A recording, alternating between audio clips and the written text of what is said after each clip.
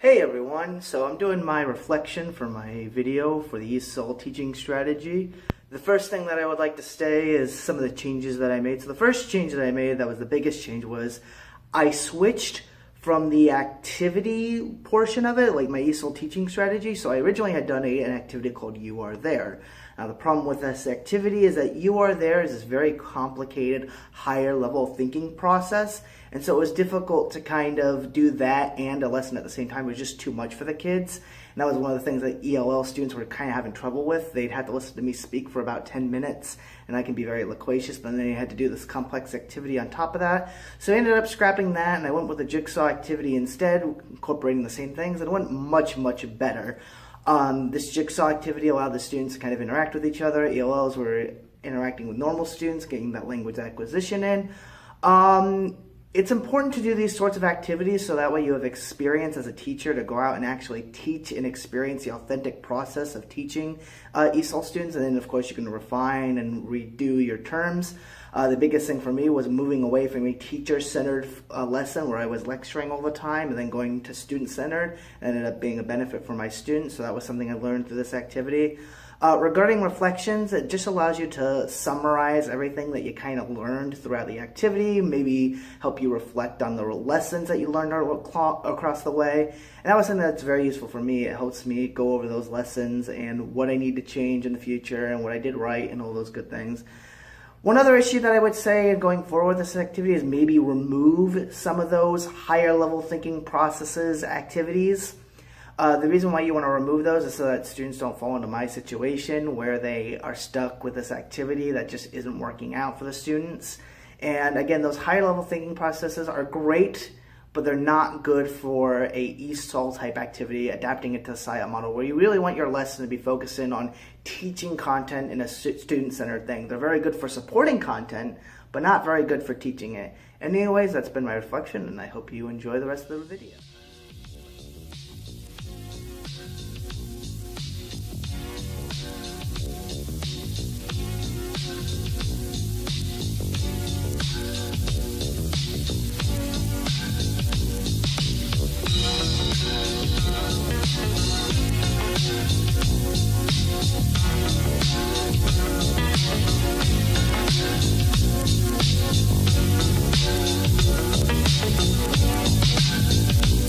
For those of you that drove today, what was the price of gas?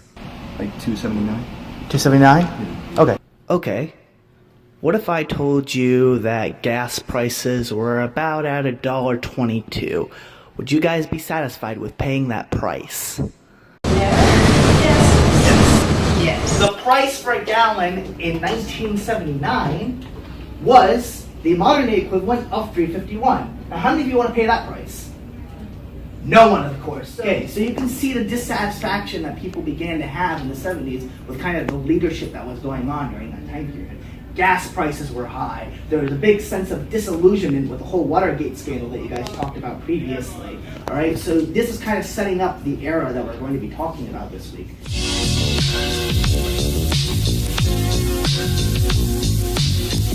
You guys are perfectly set up in 4 groups. Funny how that worked out. I have 4 documents for you guys each to read over.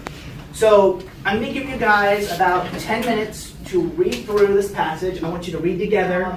I want you to look through it and then at the end answer the questions of the group. You can write on the document if you'd like, but I prefer if you wrote on a piece of paper. That's what we're going to do. So we're going to read these documents here, and then we'll discuss them, and we'll discuss where to go from there, okay?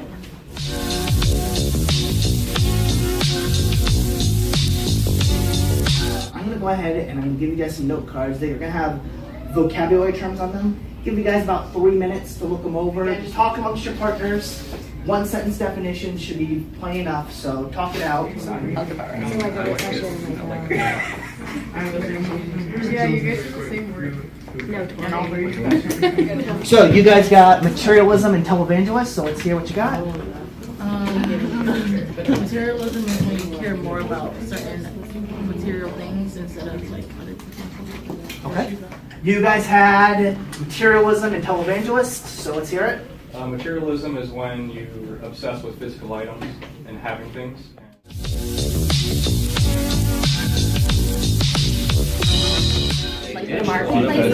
So the inflation and recession was caused by a supply shock and a rapid increase in oil prices. And to kind of fix this, the government tried to make policies that would try to help with this, even though their policies were harming the industry more than they were helping.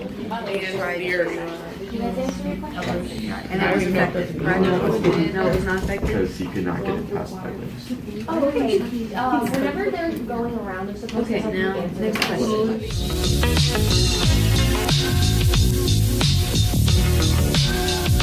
So I want you guys to pick a representative from your group, and that representative is going to go and talk to the other groups and basically present the information you just went over. And once you've presented that information, you'll have to stick around and get asked questions about the information that you that presented. if we took money out of the economy, we could end the inflation, which would in reverse then end the recession afterwards, because you couldn't fix both problems at the same time. How did the public respond before according to this? I mean, I'm sure they did, but I mean, like this. And that's why he won the presidency. Okay. Was he affected? Yeah. Yes. That's why he lost. That's why he lost the presidency.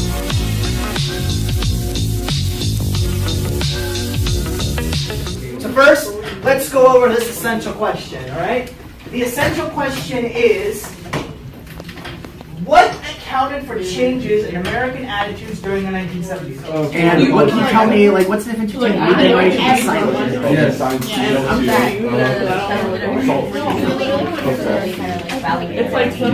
Perfect, all right? And how does that differ from the B generation? What do they like? Start with M. How do you respond? Money, Economic. more specific to a certain term, maybe materialism, right?